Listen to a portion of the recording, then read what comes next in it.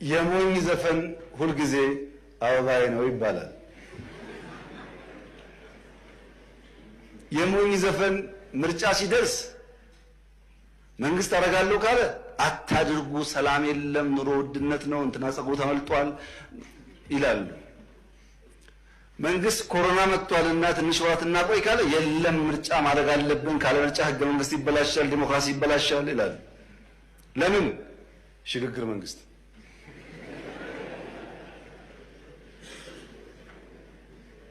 በየትኛው የአፍሪካ ሀገር ውስጥ ምርጫ ሳይደረግ ቀርቶ የሽግግር መንግስት የተፈጠረው? ኤርትራ።